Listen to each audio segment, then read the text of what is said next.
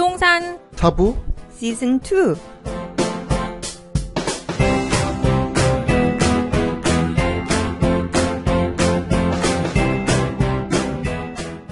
안녕하세요. 사주와 부동산의 추선입니다. 안녕하세요. 포인플렉스입니다. 이렇게 오랜만에 뵙는 것 같죠? 저도 그런 느낌인데요. 네, 저희가 이번 주에 성수 전략 정비구역 특집을 별도 편으로 또 준비를 했어요. 안 그래도 찍으신다고 그래요. 네네, 제가 말씀드렸었죠. 네. 그래서 그 내용을 이번에 방송을 같이 할 예정이고요. 대신에 저희는 다음 주하고 다다음 주 이미 예고한 대로 쉬는 걸로. 네. 그리고 8월 둘째 주 정도에 뵈면 될 것 같아요. 네. 그럼 오늘도 부동산 뉴스 시작해 보겠습니다. 한 주의 부동산 소식 전해드리겠습니다. 첫 번째 소식은 시장 상황 알려드려야겠죠. 전국 아파트값 전주 대비 0.07% 상승.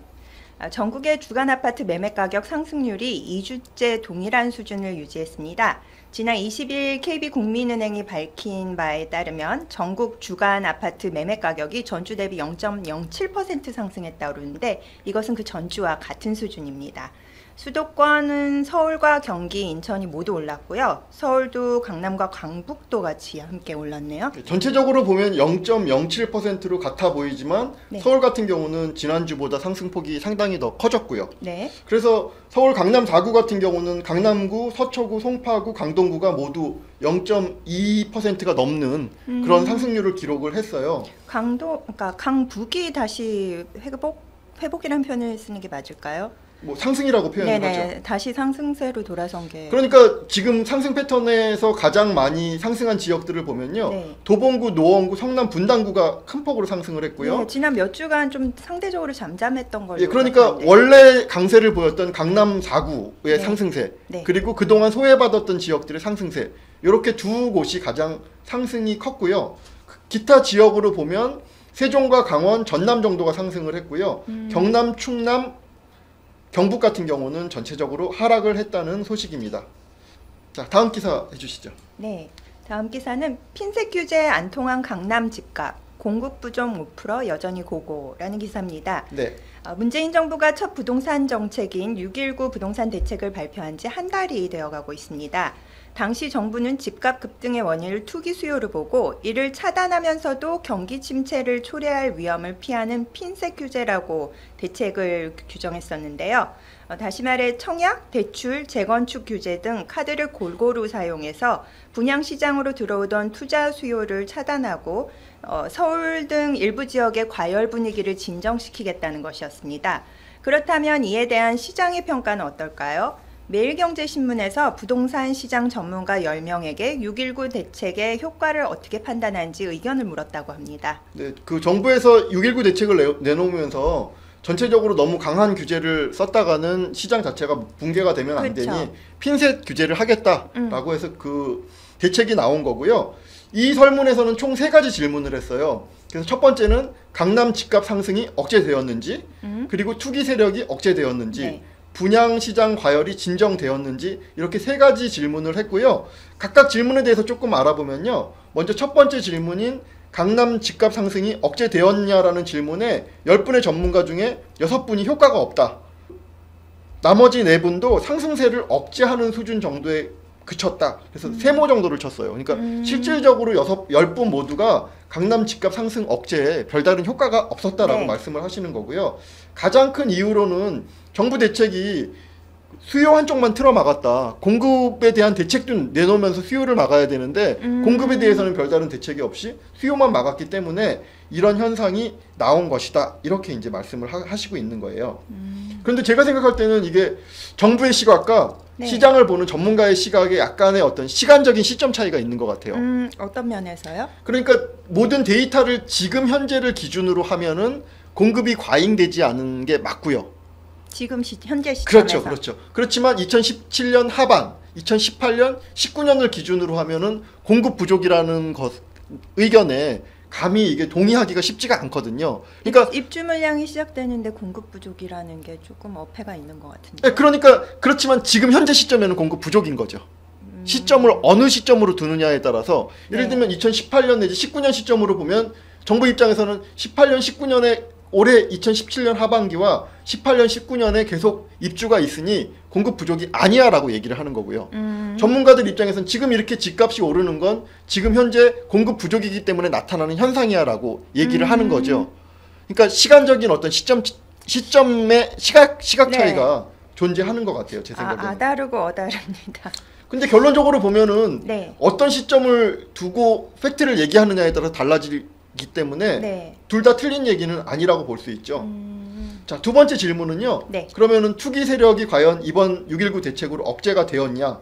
여기에 대한 질문이고요. 억제되었다는 분은 한 3분, 억제되지 않았다는 분은 4분, 그리고 유보적인 입장을 표한 분이 한 4분 정도 되세요. 그래서 유보적인 입장이나 억제되지 않았다라고 말씀을 하시는 분들은 지금 전세 가격이 한 70% 육박을 하거든요. 그러니까 전세를 낀 갭투자는 사실 대출과 아무런 상관이 없잖아요. 네. 그렇기 때문에 전세 가격이 이렇게 높은 상황에서는 대출 규제가 아무런 의미가 없다. 이렇게 이제 얘기를 하시는 내용이에요. 네. 자, 다음 세 번째는요. 그럼 분양시장의 과열이 진정됐나라는 질문인데요. 이 내용에 대해서 분양시장의 과열이 진정됐다라고 말씀하시는 분이 4분, 그리고 진정되지 않았다가 5분, 유보적인 입장이 1분 이렇게 됐고요. 분양시장 과열 진정에 대한 부분은 10분이 모두 동의하시는 부분이 있어요. 네. 그건 뭐냐면 서울과 부산같이 관심이 몰리는 지역은 분양시장이 뜨겁고 네. 관심이 없는 곳은 뭐 0점 몇 대 1 내지는 아무도 청약하지 않는 그런 분양시장의 양극화는 더욱더 가속화될 것이다. 네. 이런 의견에서는 10분의 의견이 지금 동일한 것 같아요. 옥석을 구분한다는 이야기인데 투자자들이 다들 근데 자기가 투자하는 건 옥이라고 생각하지 않나요? 돌이라고 생각하는 거에 뭐 투자할 아무래도 사람은 없잖아요. 그렇게 생각하시니까 청약을 하시고 투자를 하시는 거겠죠. 포인플렉스님 같은 경우는 이렇게 지금 3가지 질문이 있는데 네. 동그라미, 세모, X 중에 어떤 의견을 주시겠어요? 강남 집값 상승이 억제됐나? 첫 번째는 X. 네, 투기 세력 억제됐나? 역시 X. 네. 그리고 분양 시장 과열 진정됐나? 저 이것도 X인 것 같습니다. 3개 다 X. 네. 그러면은 박상원님이나 서정열님 이런 분들의 의견과 비슷하신 거네요. 그렇게 되네요. 그것까지는 아니지만 그냥 저 같은 경우는 별 효과가 없었던 것 같아요. 저 같은 경우도 네. 뭐 그렇게 생각을 하는데요. 저는 XX 세모 정도 보니까는 전문가분 중에는 고준성님과 의견이 좀 일치하네요. 원래 고준성님과 의견이 그러네요. 많이 일치하셨던 것 맞아요, 같습니다. 맞아요. 근데 오늘도 의도치 않게 어, 일치하는 부분이 있는데 분양시장 과열이 뭐 강남 집값 상승이 억제되지 않은 거 결과적으로 그렇고 투기 세력 억제되지 않았고 네. 그렇지만 분양시장 과열은 진정이 조금 돼 있다라는 느낌이 들거든요. 왜 그렇게 생각을 하냐면 작년 재작년에 저는 청약시장에서 실질적인 경쟁률을 봐왔잖아요. 네. 그런데 올해 고덕라인 쪽만 사실 경쟁률이 뭐 30대 1 뭐 이렇게 넘어가고 실제로 서울권 같은 경우도 경쟁률이 제가 봤을 땐 10대 1 이하로 좀 많이 줄었어요.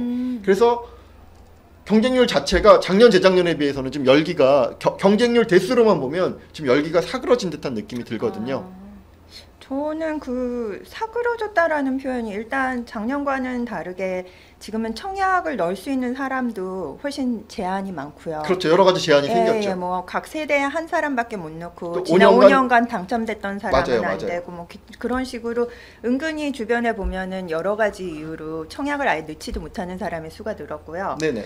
또 한 가지는 과열이 진정됐냐라고 물으면은 여전히 과열 상태이기 때문에 네. 똑같은 과열 상태에서 이게 진정이 돼 좀 더 뜨겁던 덜 뜨겁던 그러니까 어차피 과열은 과열이다라는 말씀하시는 그러니까 거죠. 예를 들어 물을 불 위에다 올려놓고 물을 끓으면 100도가 넘으면은 끓지 않습니까? 네. 그러면 불이 세갖고 막 이렇게 그 팬 밖으로 물이 튀어나올 정도로 세게 들던 아니면은 약하게 이제 잔잔하게 기포가 생길 정도로 물을 끓이던 똑같이 의미 과열돼갖고 없다. 그냥 끓는 거는 똑같은데 거기에 대해서는 되게 좋은 표현인 것 같아요. 그러니까 물을 끓이는 어떤 끓이는 무슨 점이라고 하나요? 하여튼 끓이는 온도가 100도라고 하면 네. 100도이든 170도이든 끓는 점 100도만 넘으면 그냥 과열인 것이지 똑같은 과열인 170도가 거지. 무슨 의미가 있냐라는 지금 질문이신 네. 것 같은데요.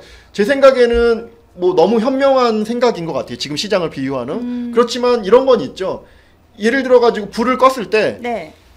170도는 100도까지 다시 내려오는 시간이 필요하지만 100도에서는 100도 이하로 떨어지는데 아무래도 시간이 더 빠르겠죠. 그래서 이제 그런 정도의 의미, 그렇지만 지금 말씀하신 것처럼 똑같다. 지금 현재 상황으로선. 네. 인식하지 못하지만 저는 이제 제가 생각하는 부분은 뭐냐면 그래도 170도보다는 100도가 조금 더 온도를 낮추기엔 유리한 상황이다.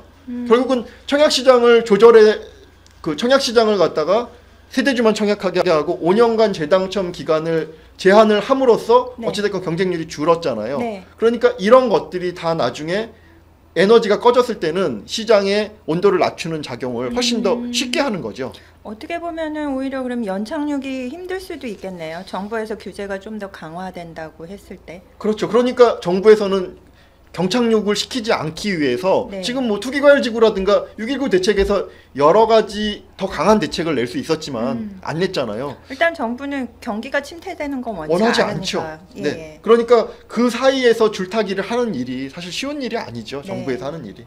네, 그렇게 이해하시면 될 것 같습니다. 다음 소식입니다. 주택 대출 금리 일제히 오른다. 변동형 5% 육박하기도. 그리고 또 한 가지를 연결해서 소식을 전해드리려고 하는데요. 최종구 부동산 화랑으로 가계부채 증가속도 너무 빨라라고 하네요. 첫 번째 기사입니다. 시중은행들의 변동금리형 주택담보대출 금리가 일제히 오릅니다. 변동금리형 주택담보대출의 기준금리로 활용되는 코픽스 지수가 지난달에 이어 또다시 상승했기 때문이라고 하네요. 사실 기사 내용만 보면요. 네. 시중은행에서 금리를 0.01% 올렸다는 네. 거예요. 1%도 아니고. 그래서 이 제목 보고서는 네. 이게 뭐냐 뭐 막 엄청나게 금리가 오른 것 같지만 뭐 0.01% 올랐다는 얘기이기 때문에 그닥 그 의미가 그 내용 자체 가지고 의미가 있다라고 보지는 않지만 네. 저희가 지금 뉴스를 전해드리는 이유는 향후에 어떤 그림을 그리는 그런 작업이기 때문에 이런 금리 상승이 앞으로도 계속 이어질지 여부의 추세선을 보는 그런 네. 느낌으로 기사를 좀 봐주시면 좋을 것 같고요. 실제로 주택 구입 부담 지수 추이가 지금 현재 거의 60까지 올라와 가지고요. 2013년도 1분기 수준까지 지금 거의 2013년도 1분기 수준 그 전에 지금 그 주택 구입 부담 지수 추이까지 거의 와 있거든요. 그래서 주택을 구입하는데 부담 지수가 상당히 많이 와 있다라는 내용이고요. 버는 돈의 대부분을 주택 구입비를 갚는 데다 쓴다는 이야기인 거죠? 그렇죠. 그렇게 이해하시면 될 것 같고요. 더불어서 최종구 금융위원장께서 네. 오늘 취임하신 것 같죠? 네, 예. 그래서 그 후보자라는 딱지를 떼셨는데 네. 가계부채와 관련해서 부동산이 화랑으로 대출 증가 속도가 너무 빠르다. 뭐 그 얘기는 지금 뭐 계속해서 되고 있는 얘기고요. 네. 그래서 최종구 금융위원장께서는 가계부채 컨트롤 타워로서 다음 달까지 지금 부채 대책이 나오기로 했잖아요. 네네. 그래서 단계적인 DSR 도입을 하겠다. 이렇게 얘기를 하고 계시네요. 하지만 일단 최종구 씨 같은 경우에는 이게 아직 후보였을 때 이 언급을 하신 거라서요. 실제로 그렇죠. 취임 후에 이게 그대로 본인이 가지고 계신 아이디어가 그대로 적용될 수 있을지는 한번 두고 봐야 될 것 같습니다. 네. 다음 소식입니다. 마천루 속속 들어서는 성수동 1구역 조합 설립인가? 서울 성동구 성수전략정비 제1구역이 조합 설립 인가를 받았습니다. 현재까지 계획안에 따르면 성수 1구역은 총 4개의 구역 중에 일반 분양 가구 수가 가장 많습니다. 총 2,909가구가 들어설 예정이고요. 조합원 수에 해당되는 가구 수와 임대 가구 수를 제외하면 분양 예상 물량만 961가구에 달한다고 하네요. 그러니까 거의 3,000세대의 일반 분양이 한 1,000세대 정도 되는 네. 거고요.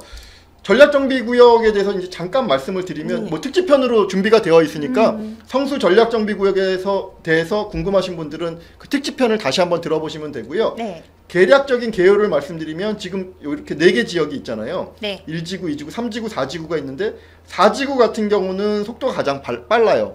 작년에 조합을 설립했고요. 현재 서울시에 건축 심의를 내놓은 상태고요. 네. 그리고 1지구가 그저께 조합 설립 인가를 받았다는 네. 지금 그 기사인 거고요. 네네. 그리고 2지구, 3지구는 현재 추진이 상태예요. 추사님은 추진을 원래 안 들여다보시잖아요. 조합 설립도 잘 안 보죠. 저 같은 경우는 성격이 급해갖고. 그래서 여하튼 2지구, 3지구는 추진이 단계지만 둘 중에서도 속도를 말한다고 하면 3지구가 조금 더 동의율이 높다. 그래서 구태여 네. 뭐 지금 단계에서 속도를 논하는 게 의미가 있을지는 모르겠지만 속도를 논한다라고 하면 4지구가 가장 빠르고 그 다음에 1지구, 3지구, 2지구 이런 순서로 현재 진행이 되고 있다. 4지구가 그러면 매물이 가장 가격이 올라 있겠고 1지구가 반짝반짝하고 있을 테고 2지구보다는 3지구를 뭐 대략 그런 순서로 들어가야 될 가능성이 있겠죠. 예. 그리고 성수 전략정비구역에 대해서 잠깐 말씀드리면은 네. 오세훈 서울시장이 계실 때 네. 5개의 전략정비구역을 만들어냈었죠. 그래서 성수, 여의도, 합정, 이천, 압구정 이렇게 5개 구역을 네. 만들어냈고 여기는 50층까지 지을 수 있어 이렇게 얘기를 했었죠. 어차피 오세훈 시장이 물러나면서 다 나가리 된 계획들 아닌가요? 4개는 나가리가 됐어요. 네. 근데 성수 전략정비구역 같은 경우는요. 지금 서울시에서 35층을 고수하는 게 서울시 2030 플랜이거든요. 네. 근데 다행히도 성수 전략정비구역은 2030 플랜이 있기 전에 정비구역 계획을 냈어요. 아. 네, 그래서 여기가 유일하게 나머지 지금 4개 지역은 네. 다 35층 이하 제한을 받는 거고요. 법적으로 여기는 지금 현재까지는 50층 제한을 받는 거예요. 그래서 지금 서울시 4지구의 성수 전략정비구역 4지구에서 건축 심의를 몇 층으로 네. 냈냐면 48층으로 서울시에 냈어요. 아. 그러다 보니까는 모든 1, 2, 3, 4지구의 눈이 지금 서울시에 낸 48층 그 건축심의 계획안에 눈이 쏠려 있어요. 그래요. 일단 법적으로는 48층을 내줘도 충분히 낼 수 있는 거고 아무 문제가 없지만 내줄 서울시의 것인가. 그렇죠. 서울시 박원순 시장의 그 35층 원칙이 네. 워낙 강하다 보니 48층을 과연 내줄 것인가 안 내줄 것인가에 대해 가지고 건축심의 때 내주는 걸 보면 되는 거잖아요. 그래서 모든 눈이 다 거기 쏠려 있는 상황인 거예요. 법적으로 근데 50층 이하가 가능한 지역에 35층만으로 내주면 그것도 좀 그렇지 않나요? 서울시의 원칙이라는 게. 근데 법적으로 말씀드린 대로 다른 뭐 대치음마나 이런 데는 2030 플랜 때문에 안 돼라고 정확하게 얘기를 할 수 있지만 대치음만 하지만 어차피 50층 건축이 가능한 전략구역이 아닌 거고요. 여기는 그러니까요. 전략구역. 거기는 명확하게 얘기를 내줄 안 내주는 근거가 있지만 여기 같은 경우는 안 내줄 근거가 없죠. 안 네. 내주게 되면 상당히 욕을 먹을 만한 가능성이 큰 거죠. 반면에 얘네는 법적으로 가능하다 하더라도 50층 이하로 내주게 되면은 다른 데서 들썩들썩 하겠네요. 예, 그러면서 지금 다들 여기 눈치를 보고 있는 그런 상황으로 보시면 되고요. 사지구의 건축 심의가 어떻게 나올지 결과가 굉장히 궁금합니다. 아마 건축 심의가 48층으로 나오게 되면 전체적으로 다시 한번 들썩일 가능성 뭐 이런 건 있겠죠. 네.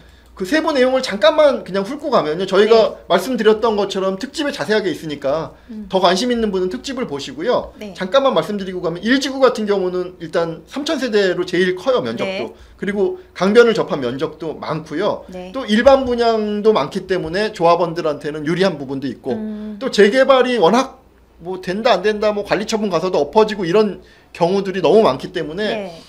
바꿔서 얘기하면 그런 거 다 나는 싫어 그냥 새 아파트 들어가서 살 거야 라는 분은 일반 분양이 한 1000세대 정도 되기 때문에 일반 분양 노리시는 것도 방법이 될 것 같고요. 네. 2, 3지구 같은 경우는 지금 추진 단계에서 3지구가 조금 빠르다고 말씀드렸고요. 네.